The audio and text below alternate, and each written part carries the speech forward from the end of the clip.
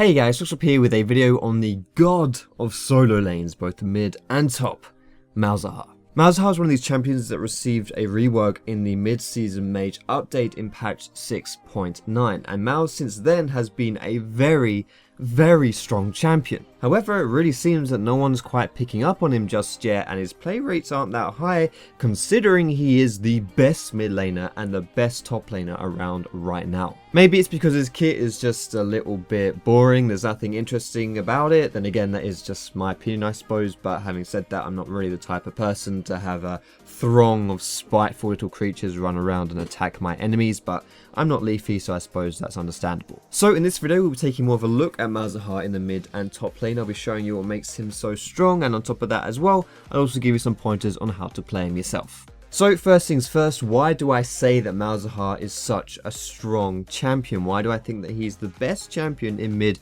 and in top for solo queue right now? Well, to be honest, you don't need to look any further than just his stats. For the past 4 patches, Malzahar has not only been the most winningest mid laner, the one with the highest win rate, but he's been doing it with a 56% win rate or higher. In fact, in the current patch and the one before this one, he's actually been around 57%. But if that number by itself doesn't really mean too much to you, let me just put some perspective on it. For a champion to be considered quite OP, they need around a 53-54% win ratio. And it may not seem a big deal by itself. Yeah, sure, Malzahar only has a 3 or 4% win ratio higher than that which is considered OP. But in actuality, that 3 or 4% is really quite a big deal. If you were to take it in the other direction, you would be reaching the negative win ratios. In the top lane, however, Malzahar is comparably not quite as strong. However, he's still really good. In the past 4 patches, Malzahar hasn't fallen behind number 3 in top lane win percentages, and the only thing keeping him from number 1 right now is about 0.06%. However, having said all this, I always say that you shouldn't just take a champion's win ratios into account when considering how strong they are. But I think in this case, considering just how good Malzahar's stats are and how consistent he's been through multiple patches, I think you can still draw some pretty clear conclusions. So let's talk a little bit about what makes Malzahar so good right now in solo queue. I think the first thing to say is just his passive by itself is extremely valuable. Having something which is basically works in the same way as a Banshee's Veil makes it really hard for him to be caught out of position by just one spell. For Malzahar to be caught out of position, he really needs to be collapsed upon rather than being caught by something like a Thresh hook or a Blitzcrank hook or like an Ash arrow, something like that. And when you're playing these low mobility characters,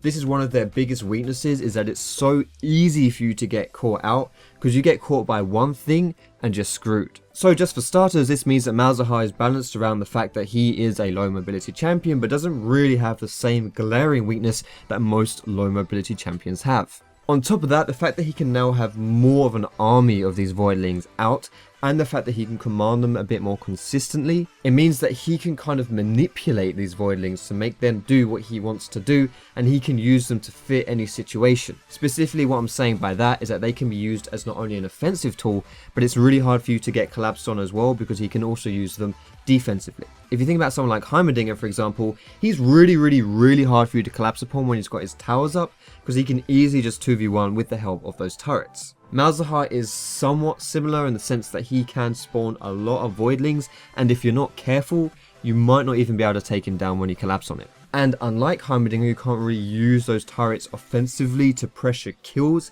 Malzahar can do just that, and he can do it in such a way where you're sitting in a corner crying, clawing your eyes out, and begging him to stop.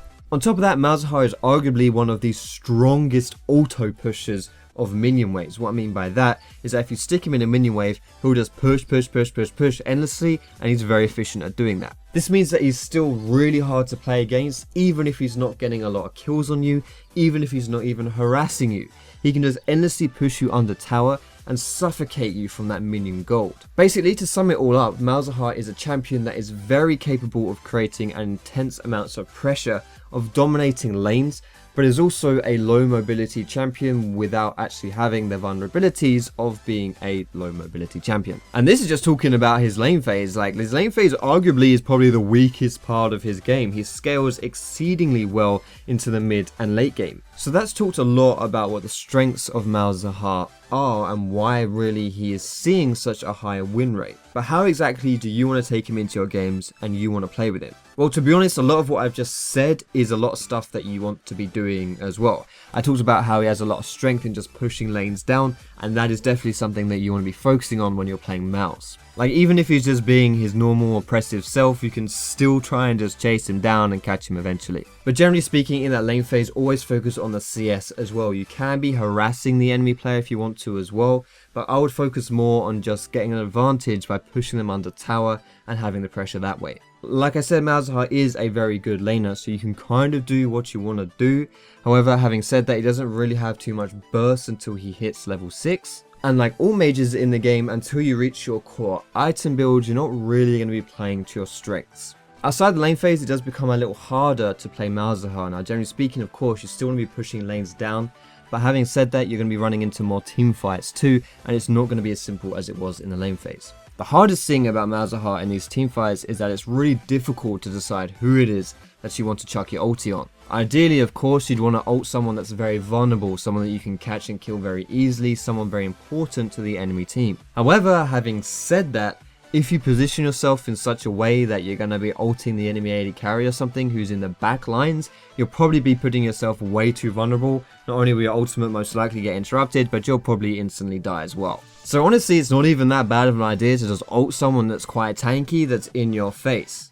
Like, yeah, you may think it's not ideal, but Malzahar honestly still has a lot of damage against these targets, because when he ults them, he still puts down that null sphere zone on the ground, which does percentage health damage. And of course, if you're against a tank, chances are they have a lot of health, and you'll do a lot of damage to them. Generally speaking though, you kind of just want to be chucking out abilities where you can, and just really let your voidlings do a lot of the work. But to really understand how to play Malzahar properly, it's like that thing I keep convincing my girlfriend to try, though she tried it once and said she doesn't like it. The more you play around with it, the more comfortable you'll be with it, the easier it will become. So yeah, just get a few games under your belt on Malzahar, and I'm sure you'll become pro in no time. That's what I want to say for this video, guys. I would argue that Malzahar is somewhat sleeper OP just because I don't see him a lot, but honestly, he's really strong.